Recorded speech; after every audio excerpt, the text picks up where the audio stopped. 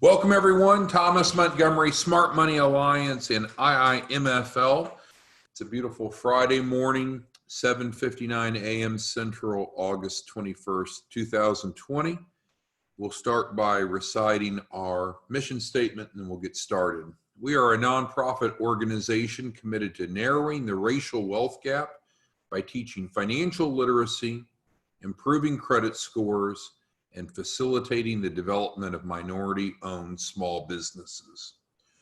Over the past few weeks, we've spent a lot of time talking about the programming, about the workshops, about the FDIC created, the SBA endorsed financial literacy curriculum, stratified into three categories: youth, adults, and small businesses.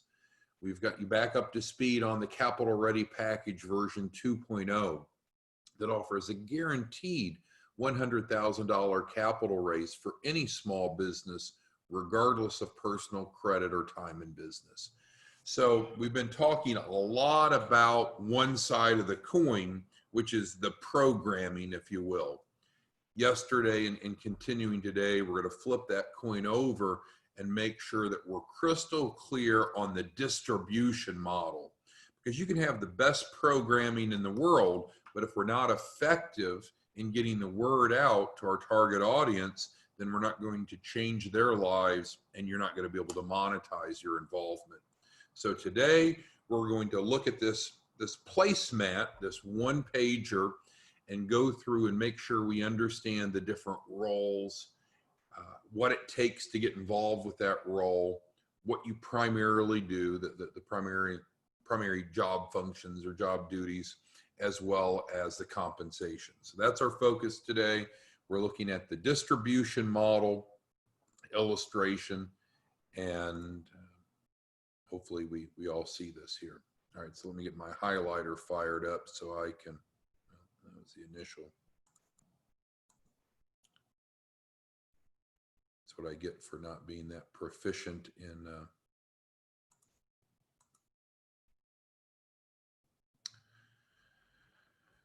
Adobe. Okay, well, let's go ahead and get started nonetheless. So distribution model stated here. We have logos of the key players and then our contact information. But here, let's start. We're going to start from the top and work our way down. And at any point that you have questions, comments, concerns, throw them into the Q&A box. It's kind of like a chat box there, and we'll stop and we'll work on them as we go along. Okay, so the regional director role.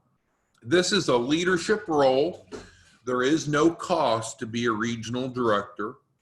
Regional directors don't have to wear some other hat, so there's no strings attached that you have to be run a branch office, be a financial literacy educator, be an affiliate. You don't have to be any of those things to be a regional director. So in other words, it can stand on its own. Regional directors are focused purely on developing and helping us oversee branch offices. That is their focus. This regional director model is pulled almost exactly from the SBA, SBDC model that those of us that founded the organization came from.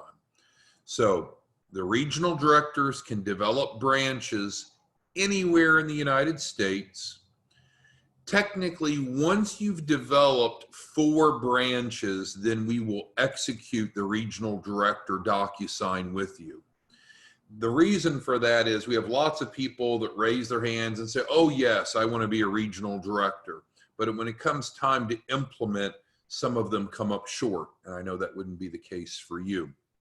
But regional directors, they are paid $5,000 for every branch that they open. And then they also receive a 1% override from the capital raise of all of their branches. If you do the math on that, that's a lot. You may look at 1% and say, well, that doesn't seem like much, but let's do the math for a second. We know with the Capital Ready Package 2.0, we're guaranteeing at least how much? $100,000 capital raise. Well, so on a per client basis, you're getting a minimum override of $1,000 per client that you had nothing to do with. Now, you brought the branch to the table. You're supporting the branch and overseeing the branch, but you're making $1,000 override per. Well, how many clients will that branch help in this month? I don't know. Is it going to be 5, 10, 15, 20, 25, 50, whatever that number is? Multiply that times the 1,000. You can see it becomes adult money very quickly. And of course, you can oversee multiple branches. But with that being said, again, to become a regional director, you have to qualify. You don't have to pay for anything. You have to qualify, and that means you have to bring 4 branches to the table. Now, you could be your own branch if you want to be. I'm not trying to persuade you to do that. But once you've brought 4 branches to the table, of which you'll generate the $5,000 a piece for each of those, no questions asked. But once you've brought 4 to the table, then we can make you a regional director, plug you into that leadership team, and then you'll be eligible for the 1% override. So to be clear, if you just bring 1 branch or 2 branches or 3 branches, you're not really plugged in as a regional director. And while you will earn the $5,000 for each branch you brought, you will not receive the 1% override until you are a regional director. Any questions on the regional director role? And then we're going to work our way down the page. Any questions on the regional director role?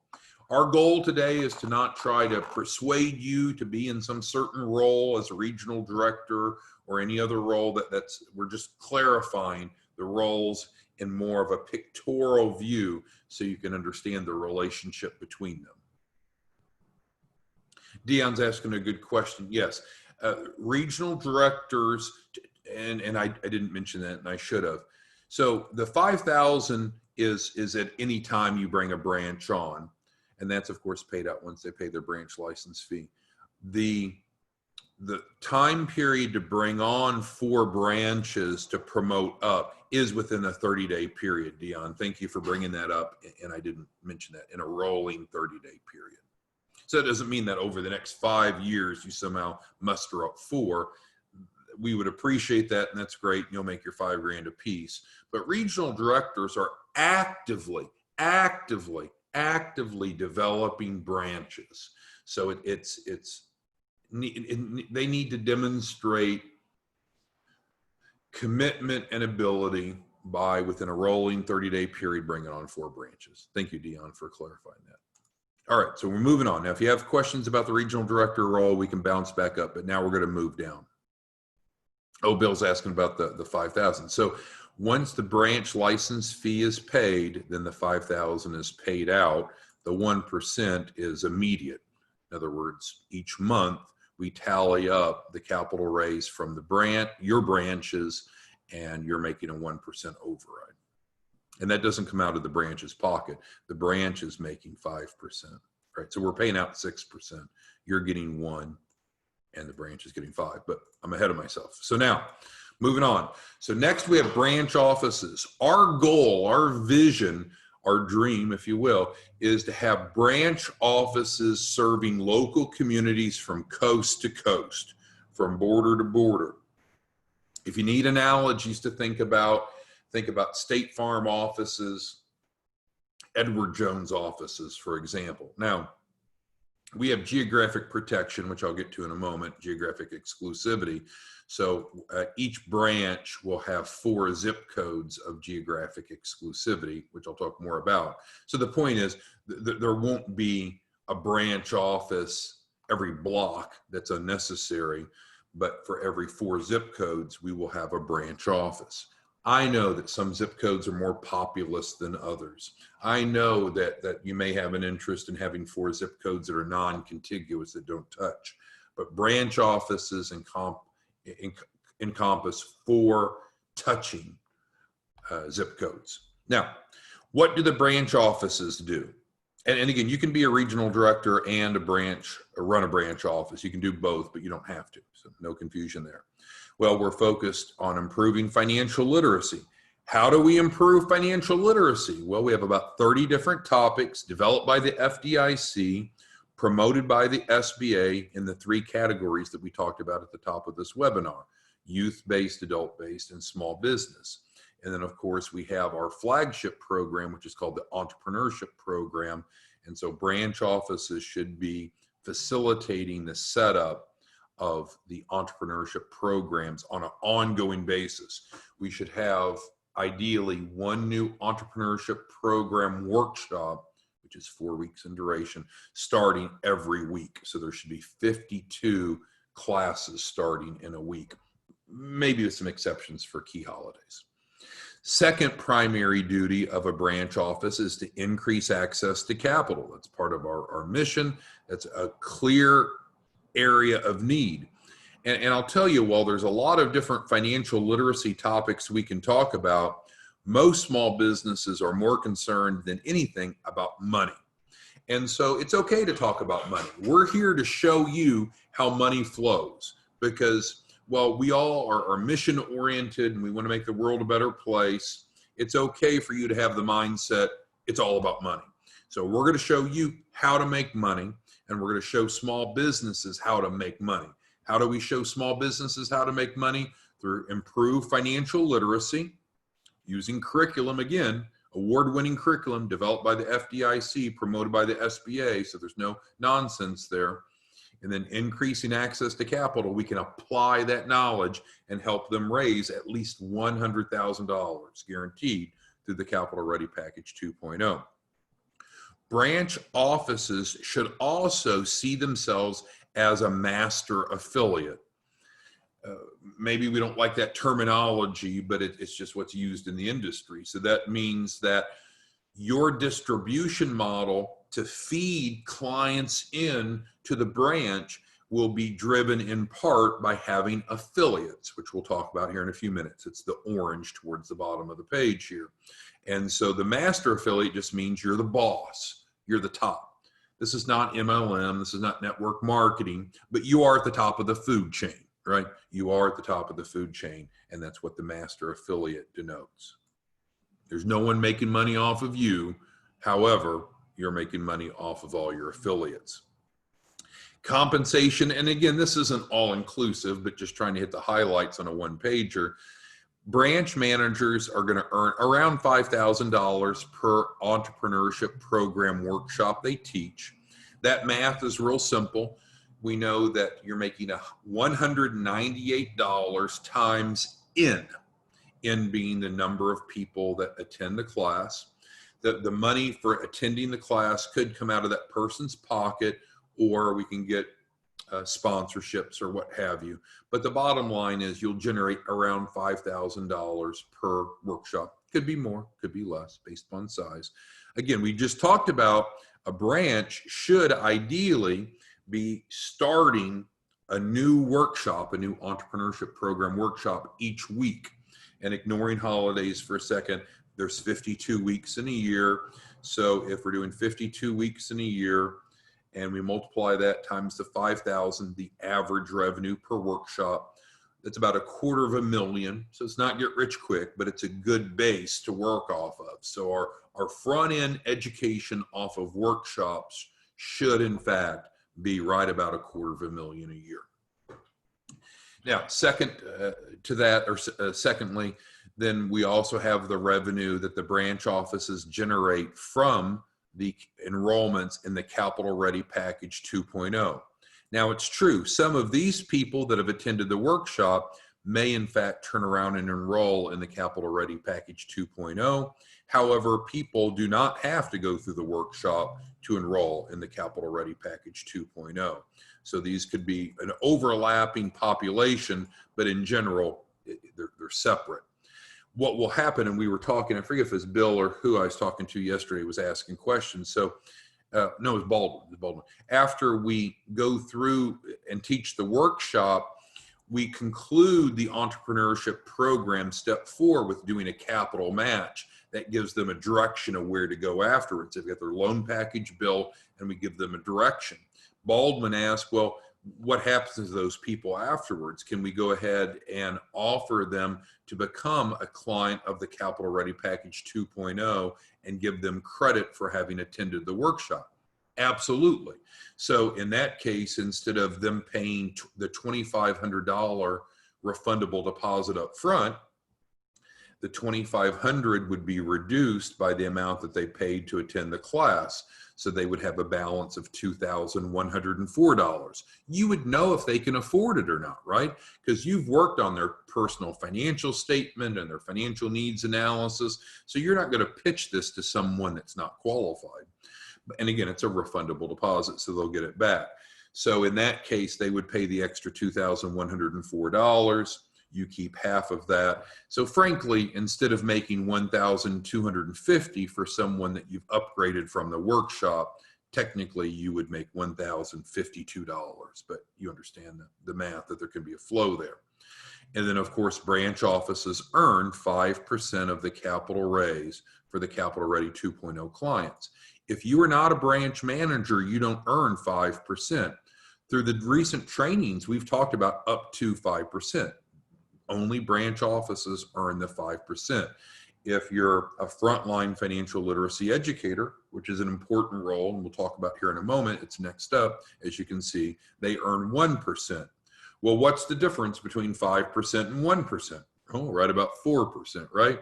So if you know that a Capital Ready client version 2.0 is guaranteed $100,000 capital raise, and you know that you're giving up 4%, you know you're giving up at least $4,000 per client. So mathematically, it's a no-brainer to run a branch office if you want to do these things. Financially, there's no question, it makes all the sense in the world, but not everyone wants to run a branch office, which is fine. And then, of course, the key person policy overrides. In many cases, the branch offices won't be directly teaching the workshops. A lot of times they'll have educators that teach for them. In many cases, they won't be writing the key person policies. Instead, they'll have financial literacy educators that are writing the policies for them and earning overrides. But that certainly does not mean that a branch office could not, the person that's running the branch office, they could, in fact, also perform other direct duties. But by design, the leader of the branch office is the leader. They're running the show. So often they'll spend less time doing and more time leading, where our doers are down here. And there's nothing wrong with doers, right? We need doers. These are leaders. These are the leaders of the leaders. And then these are the doers. Okay, now the branch office is not free, is not free, is not free. There is no cost to be a regional director. There is no cost to be a financial literacy educator. There is no cost to be an affiliate. There is a cost to be a branch office, to run a branch office. And that's okay if that doesn't sit well with you. But we can only do so much for free. We have bills we have to pay as well. And essentially it's a 10-year license agreement. It's not a franchise, but that's an easy analogy if that's easier for you to think of. But it's a license agreement, a business license agreement for a 10-year period. If you come in as a branch office and realize, oh, I don't want to do that, it's transferable. So you're not stuck if it's not the right role. But it's only $250 to get started. So we set up with $250 payments to run the branch. And getting ahead of myself, we set that up at 0% interest. Now, at any time that you want, we can always go to third-party financing, but I'll promise you, you're not probably going to get 0% financing from a bank. We finance it internally at 0%, so that's very attractive. No one could, I don't think, argue that. So with the key notes of running a branch, as we announced yesterday, we're resuming our in-person training. We stopped the in-person training a few months ago because of the pandemic and limitations on travel and so forth. However, we have now resumed that. And so just about every Friday, we'll be having our branch office leaders in to go through an intensive one-day curriculum here at our office. And so we talked about that yesterday, so I won't be redundant, but the only people that needs to come to that training are those that are running branch offices. Regional directors, if they're not running a branch office, they don't need to come to that training. Financial literacy educators, unless they're also running a branch office, they do not need to come to the in-person training. Affiliates or sub-affiliates, unless they're also a branch office, do not need to come to the training. So the training's great, it's free, but it's really focused on running branch offices. The award-winning curriculum, which I've made reference to a couple times, the PowerPoint, the speaker's notes, the handouts, the train-the-trainer guides, all obviously packaged in there. This is an important one, the third sub-bullet. Having a distribution model that's feeding leads in consistently is crucial to you. I should have checked this morning. I didn't. But yesterday, so we started our affiliate model a couple years ago, and it's relatively inactive. And of course, we're helping you all build out your own affiliate models now. But we're pushing close to 100, we'll just say 50 to 100 leads a day that we get organically from our legacy affiliate model. And so that's the type of volume that you could anticipate. So those are leads that you're not paying for, and they're organic, they're coming directly to you. But we need to have a model. And so we're using Post Affiliate Pro preferably. We are not paying for this for you. This would be a fee back to the branch. So unless we negotiate otherwise, it's your dime. And I think it's like $100 a month. It's not a big deal. But you need a software like Post Affiliate Pro to be able to manage your affiliates and your sub-affiliates and track commissions and everything else. So we're going to help you get that set up. Now, we have no financial interest in Post Affiliate Pro. If you want to use some other affiliate management software, you can, but we're not proficient in the others. And so you're going to be more on your own with those versus then using this. And there's been some talk about us actually picking up the tab and paying for Post Affiliate Pro for our branch offices, but that's not an official part of the deal yet. Okay, geographic exclusivity we talked about. Now what that means is the branch offices can help clients anywhere, from anywhere. But when we're going out, developing the key influencer relationships, holding in-person workshops, those have to match up to the branch office's territory. We mentioned the 0% financing for the branch office. Obviously, having a team is important. The analogy I've used before, and I know it's probably bad, but if you and I went out and bought a Domino's franchise, it would not make sense for one person to buy a franchise, be the manager of the franchise, to do the cleanup, to run the register, to bake the pizzas, to make the salads. I mean, you don't run a business as a lone ranger typically, especially when it's a 7 to 8 figure a year gross income model. So we're going to need financial literacy educators that are out teaching. And again, we'll help you build those. It's important to have them out because there's only so much time in the day, and there's absolutely no reason to be running a branch office and running yourself ragged. Okay, we also should have a team of affiliates and sub-affiliates that are generating leads, and we'll talk about them in a minute. But affiliates, they don't teach, they don't sell, they just generate leads. They're just feeding in leads, feeding in leads, feeding in leads, feeding in leads. And so that's valuable. And so then those leads could one of two things. They could either be fed into your workshops, which are typically taught by your educators, or you could drive them right into the Capital Ready Package 2.0, or some combination of two. That's your preference.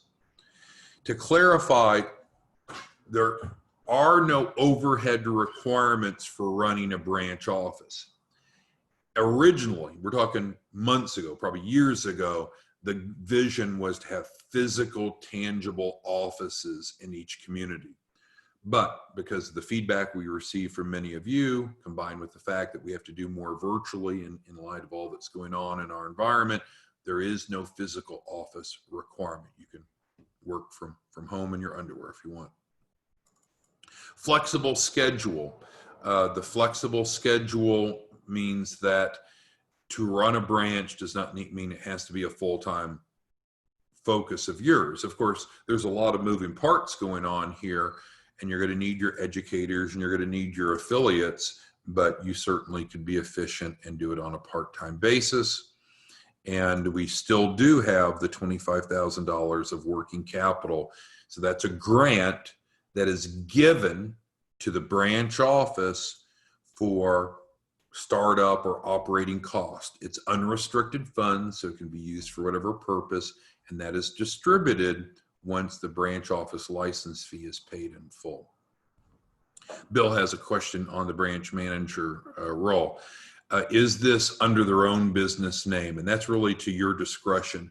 You can set up your branch office under your own business name, which is preferable, or it can be tied back to ours. But normally, Bill, it's tied to your own business name, because we're not a franchise. Remember, we're not a franchise. Okay, so rolling on down here, we have the financial literacy educators in blue. And I think many of you are financial literacy educators, as am I. And so we go out, we teach workshops in person or online. We write key person policies if we're licensed to do so. If not, we hand that off to someone else. And what's really important is developing and maintaining key influencer relationships, because the key to fill up workshops on a regular basis is to have key influencers like churches, chambers, co-working spaces, business organizations, business associations, and so forth, who are behind you and helping fill those seats. And as we've talked about, there is no cost to be a financial literacy educator. There is a required background check, but that's reimbursed. All right, and then we have the affiliate role. The affiliate role is going to fall under a master affiliate. So you can't just come to us and say, I want to be an affiliate, because we're getting out of the direct affiliate model and instead working with those of you that want to be master affiliates. So the master affiliates will have their own setup with Post Affiliate Pro. The master affiliates will decide how many tiers of override commissions. The master affiliates will decide what those commission structures are, and then the master affiliates will enroll affiliates. Affiliates do not need to be trained on how to teach workshops. They need to know, frankly, very little. They go out and create awareness. There's some of you that I've talked to in the past, well, this past week, that are going to just be explosive, because some of you have great marketing acumen to drive in large volumes of leads. And so then those leads are going to flow up to the master affiliate in the branch office. And then the branch office is going to take those large number of warm, hot, fresh leads, and then either move folks into workshops in person or online, or just go ahead and drive them right into the Capital Ready package program, whatever they deem appropriate. So having affiliates is good. Affiliates can come from all different walks of life. It can just be someone that's looking for a side gig. It can be pastors of churches that has a wide sphere of influence and looking for extra income.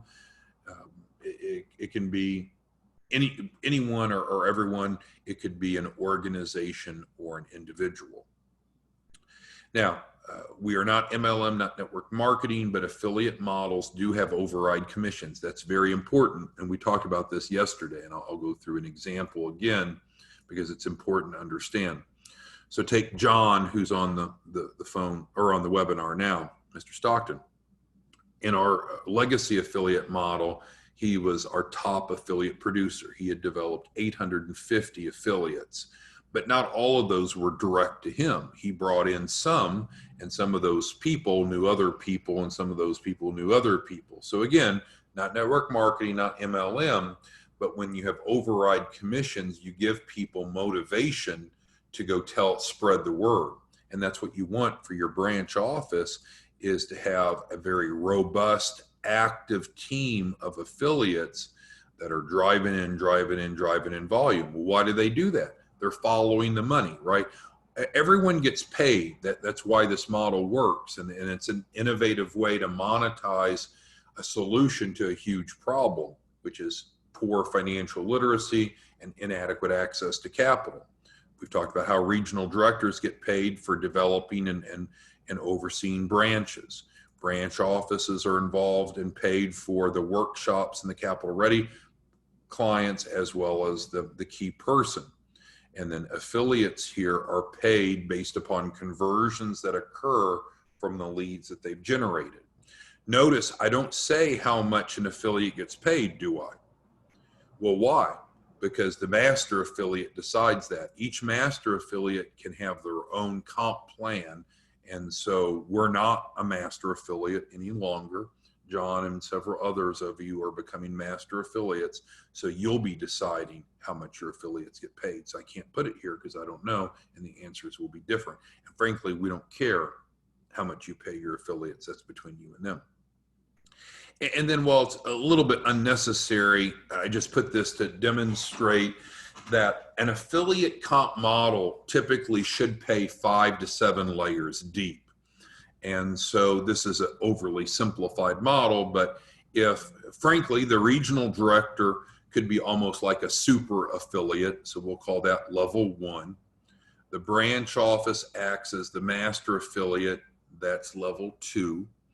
And then again, an educator could be an affiliate or not, but we'll just keep it simple. So then the affiliate is level 3. And so then the affiliate could bring on, for example, James Magnum. And so James might be the sub-affiliate. And then James knows Jackie, and Jackie's an all-star. And so then Jackie is technically a sub-affiliate of James. Now, Jackie doesn't go around life saying, I'm a sub-affiliate. In her mind, she's just an affiliate. But technically, if she's under James, then she is his sub-affiliate. So the money rolls up. Okay, so I want to dig into questions, comments, concerns that any of you have, because I want this to be clear for 2 reasons. Number 1, you just need to understand how the distribution model works. And then number 2, find the right role. And there's no persuasion, no coercion, no attempt to put you in any given role. You know, if you're passionate about helping others and you want to follow the money and make money, we just need to simply find the role that's most comfortable for you. All right, so Christopher has a question, and let me see if I can answer Christopher's question. Elaborate on the sponsorship program. Okay, so I don't remember exactly when I mentioned that, but I'll take a stab at answering that, Christopher, and if I don't do a good job, then let me know. When we're teaching these workshops, the entrepreneurship program workshop, there's a participation fee of $398 per attendee. It can be paid up front or in 4 weekly installments of $99, and that's paid to the branch office. With that being said, we've seen in many cases that there can be sponsorships arranged that either reduce or eliminate the cost of those attendees. And Dr. Austin, I don't remember if he's on here today or not, he's the most recent example of someone that went and taught a class, actually in-person class, and most of the people that attended did not pay. They were sponsored by banks, churches, or what have you. So the sponsorship program comes about because we're out developing key influencer relationships. Who doesn't want to help minority-owned small businesses get started and be successful? Who doesn't want to create more jobs and a larger tax base in our community? Of course, everybody's for that. So there are some entities and organizations that may, in fact, help sponsor the participants. That's what I was referring to, Christopher. Thank you for asking. James asked, what's the best way to find financial literacy educators? It's crazy simple. It's crazy simple, right? How many people are out there who are interested in teaching? They may or not be insurance licensed because that's not a prerequisite, but how many people are out there that would like to teach, earn a great income, and not have to pay anything for that role? So James, we just simply need to start marketing, right? Post it on Indeed, post it here and there in job boards. And what you'll find, and you may not like this, but it's the truth, many of your clients are needing extra earned income, and many, I'm not saying most or all, of course, but many, a significant number of your clients will be interested, James, in actually becoming an educator, because whatever their business is doing isn't working yet, and they need some extra income. So getting financial literacy educators is simple to do. And we'll train you on that when you come in for the training, but it's simple to do. And we talk a lot about it on these daily calls too. No, Jamie, the branch office role is not free, and it is not $250. It's payments of $250. Now I'll get people, and this is not talking about you, Jamie. I was talking to a gentleman yesterday. He goes, well, I can't afford $250 payments on an ongoing basis. It's not going to work for me. It's like, well, wait a second. You should be implementing, which means that you're teaching, right? So you're making money by teaching workshops. You're making money by enrolling people in the Capital Ready program, right? So, I mean, if you taught just one workshop a month, it would be hugely profitable comparing revenue and expenses. If you enroll just one client a month, you would make immense profit. So the mistake we've seen, and I'm sure it's our fault, not anyone else's, but some people will say, well, I can't afford that. And it's like, well, that's a very small, we can't do everything for free. And we're doing a 50-50 match grant allocation on the license fee to start with. But as long as you implement, you're going to cash flow positive. And if you come to the training, we'll show you how to do that. And we'll guarantee that you'll make $100,000 a month through your branch office if you just come in, get trained, and follow the model. But just to clarify, Jamie, so no, $250 is not the entire license fee. It's $250 payments. And the first payment, of course, is going to be out of pocket because you've not made any money yet as a branch. That's why we're showing it. But after you pay that first payment, the branch should be supporting itself. And again, it's crazy simple to see how that is. Just have at least one conversion and it more than pays for your branch. Bill asks, can you fulfill any number of roles? Yes. Yeah. And so you just got to be self-respective and introspective. And so we often see that regional directors are branch offices, but it's not a requirement, but it's really a different skill set, right? I was talking to a gentleman yesterday, and actually again this morning. He's going to be a superstar regional director. He will bring on 5 branches between now and Monday, which is 3 days from now. He's got the knack for that. Not everybody does, and it's okay. So yes, you can wear multiple hats. It's just doing what you're good at and not overcommitting, quite frankly. Doug says, glad that we compiled this chart. It was helpful. Thank you. And I think it was overdue. Jackie asks, are people willing to share examples of their marketing materials? Well, yeah, and we see what's working and what's not, and we'll bring that to you. And the answer to your question is a little bit deeper, because since these roles are different, what someone does that's successful as a regional director is a different campaign than what someone does as an educator or as an affiliate. But yes, ma'am, what we'll do is we'll focus starting next week on bringing best practices and success stories for each of these roles. And each day, most days, Mondays through Fridays at this time, we get together and talk shop about whichever role that you might be interested in. And then also you could even bring your prospects, right? Let's say you're a regional director and you need some help closing some branches. We'll bring them to the morning class now, and we'll be going through this and helping answer questions. Does anyone else have any questions about the roles, the interrelationship? Annette has a branch. She has an educator.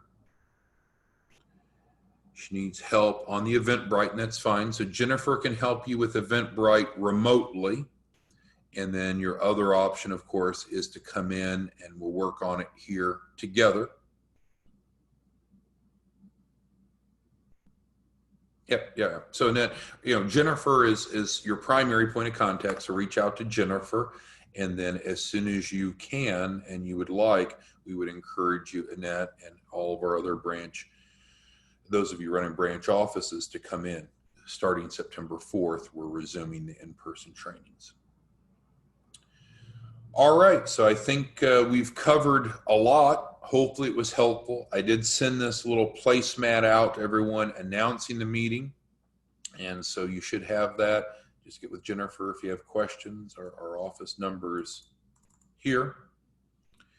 And, oh, Joseph asked a question I'll answer in closing. So if he's a branch office and he wants to become a regional director, does he lose overrides on that? No.